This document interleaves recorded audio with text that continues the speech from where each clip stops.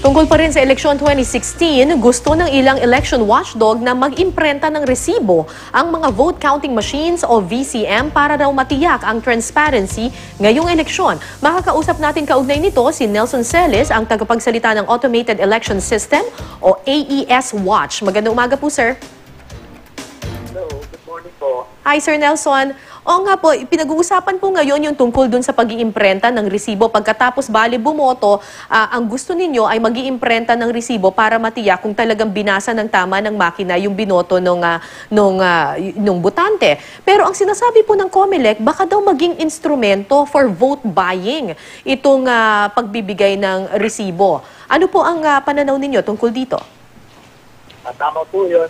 Pagin po sa ISWAT, minumungkahin po namin na dapat meron po tayong resibo o ang tinatawag sa batas sa RA 9369 ay VPPAD o Voter Verified Paper on Trail. So yun po ay naayon po sa batas ang pag-inventa po ng resibo. At pagka hindi, kasi ang sinasabi po ng COMELEC ay yung mismong balota ay magsisimling BDPAD o resibo. Pero ang pinag-uusapan po dito, paano po i-appreciate ng makina o ng vote counting machine yung balota para ma-verify mo. Right, pero... So, hindi po pwedeng, Opo. So, hindi po pwedeng maging resibo yung balota kasi hindi po siya na-appreciate pa ng makina. Right. So, kailangan ma-appreciate muna ng makina bago ho ma-verify. Yun ho ang ibig sabihin ng resibo. Oo nga po, sir. Yung sinasabi po ng COMELEC na gagawin mo ito ng Hello, sir? yes. Hello. Okay, sir. Sige po. Oh, okay, sir. Pero ang sinasabi nga po, sir, kapag binigyan po ang botante ng resibo, then pwedeng, kunyari sa vote buying, ipapakita niya ito doon sa kung merong mga bumili ng kanyang boto na, eto ang resibo, talagang binoto ko yung kandidato mo, nasaan na yung bayad ko. Pwede daw maging instrumento for vote buying, sir. Ay, ito tama. Ang aming pinagsasabi po ng isang araw sa Joint Commission of Executive, pinakita po natin doon na yung resibo ay hindi po lalabas doon. Para ko yung balota, pagka-appreciate ng vote counting machine, papasok po yun sa ballot box. Ito naman pong diferensya ng vote counting machine o piso, yun po ay itumunog din sa isang ballot box. Kung natatandaan niyo po, yung ginagamit natin ballot box na kulay ilaw, yung ballot box tayo, doon po ilalagay yun. At meron pong mga nakatikik na mga poll watchers sa mga stakeholders doon, authorized na tumingin po at mag-observa kung yung ba risko ay ihulog sa ballot box. So, hindi po ito na ilalabas at magiging instrumento sa vote buying po. So sir, ang sinasabi niyo po, gusto ninyo na mag-imprenta yung VCM or yung vote counting machines ng resibo, pero itong resibo na ito ay hindi po maaaring iuwi ng botante. Kumbaga, pagka-imprenta ng makina, ay iiwan din niya yung resibo ng kanyang binoto doon din mismo sa voting precinct. Tama po yun. Iiwan po ng botante yun dun sa presinto at meron hong nakatingin na mga poll watchers po. Okay. Pero sa demo po na ginawa ng COMELEC dito sa mga vote counting machines na ito sa amin, ang sinasabi nila, pagkatapos bumoto or kainin ng makina yung balota na kung saan sinade na ng mga botante, mayroon screen na lalabas at makikita mo doon at mache-check mo kung tama ba yung iyong mga binoto. 30 seconds. For 30 seconds, makikita mo kung tama nga ba yung mga binoto, yung mga sinade mo at kung nabasa ba ito ng tama ng makina. Sa tingin niyo po ba, sir, hindi ba sapat na ito for transparency para makita ng botante na talagang na-appreciate ng tama ng makina yung kanilang binoto? Wala po yun sa batas. Kasi po yung nandun sa ating RA 9369, nakalagay po doon, magpo-provide po yung sistema ng voter verified paper audit trail or resibo po. So, yung sa titignan mo dun sa sa display, wala pa hong nakasaad dun sa batas po. At kung ikukumpara nyo yung pagtitingin dun sa display at saka sa pag-iimprenta, mas matagal po ang pagtitingin ho dun sa display. Yan po ay ginawa na ho na rin namin ng obserbasyon. Mas mabilis pa rin ho ang pag-iimprenta ng resibo po. Kasi po ang sinabi po ng COMELEC, kapag isinagawa daw itong pag-iimprenta pa ng resibo, hindi lang sa natatakot sila na baka magamit for vote buying, ang ikinatatakot din nila ay hahaba daw yung proseso ng eleksyon kasi mag-iimprenta pa, tapos pagkatapos mag-imprenta, titingnan at babasahin at i-verify pa ng botante. Whereas kung hindi na mag-iimprenta, titingnan na lang niya right there and then. Ang sa katotohanan po, dapat po yan from the very start, pinag-aralan na po ng COMELEC yan. Hindi po bilis ng pag-appreciate ho ng balota ang objective o layunin ng automated election system. Ang layunin po ng automated election system po ay transparency, accuracy and reliability. Wala pong nakasaad dun sa sa ating batas na kailangan mabilis ang ating pag-appreciate ng balota.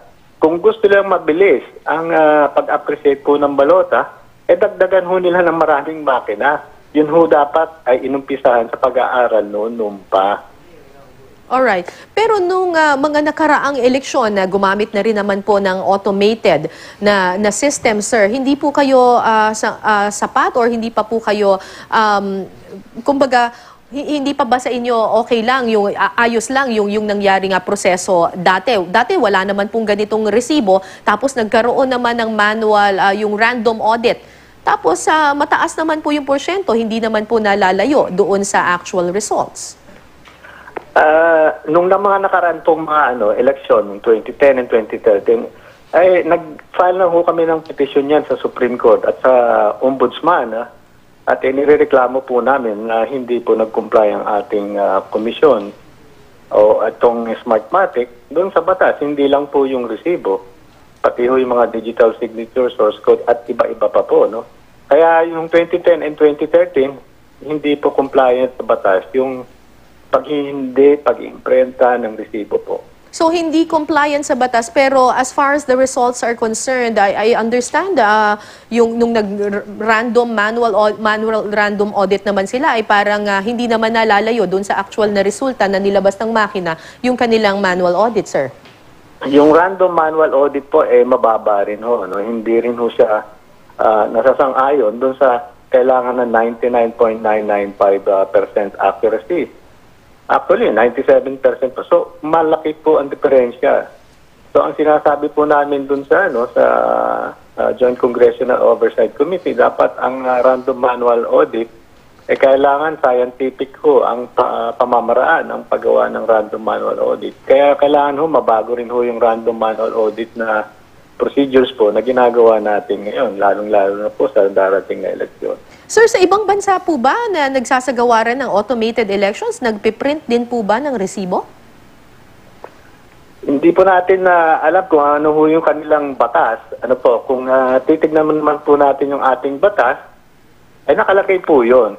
Ngayon, kung ayaw naman mag-imprenta ng COMELEC ng resibo, tanggalin po natin yung provision doon sa batas na magpo-provide yung sistema ng resibo po. Okay. So kung hindi po gagawin nga ito ng COMELEC ngayon, sir, ano po ang mungkahin ninyo na makakabuting sistema, sir? Ayun lang po ang aming ang aming minumungkahi kailangan po magkaroon ng resibo para yung botante magkaroon ng confidence na ito yung binoto ko. Pero hindi Opo. Sige po.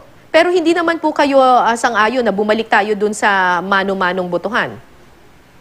Well, yan po dapat ang pinaka-last contingency plan dapat ng komisyon. Kasi ang Joint Congressional Oversight Committee ay may kapangyarihan po na magsabi o magrekomenda sa ating Kongreso na anong teknolohiya ang dapat gamitin. At pwede naman mo sabihin ng Joint Congressional Oversight Committee or JCOC Pwede natin gamitin yung DCM ng Smartmatic, pero kailangan merong resibo yan, dumayin sa source code review yung program, yung computer program, merong mga digital signatures yan. Iyon po ay pwedeng gawin po ng Joint Congressional Oversight Committee. Nasasaad po yan sa Section 33 ng RA 9369 po. So in the meantime po sir, na tila po hindi sang-ayon ng COMELEC dito sa inyong mungkahi, paano po ang susunod ninyong action sir? Lahat kami sa IceWatch ay talagang proactive na hindi lang sa social media, pati rin sa media. Ang pinaka least possible na pwedeng gawin namin, idudulog namin ito sa Supreme Court. Pero pinakamaganda dito, since meron naman po tayong Joint Congressional Oversight Committee, mag-decision din po ang ating Kongreso regarding po dito sa paggamit ng resibo at iba-iba pang mga safeguards. Kasi kung lalabagin naman natin yung batas, yung mga provision na nandun sa RA 9369, mas maganda yan. Wag na tayong mag-automate ng eleksyon. Hindi naman bilis ang pinag-uusapan dito. Ang gusto natin dito ay mag-reflect ang katotohanan, yung true will of the people. Hindi po yung bilis ang pinag-uusapan sa eleksyon. Ang gusto natin malaman dito, ang tunay na mga leader na mamumuno po sa atin sa susunod na administrasyon po. Alright, maraming salamat po sa inyo, Nelson Celis, tagapagsalita ng AES Watch.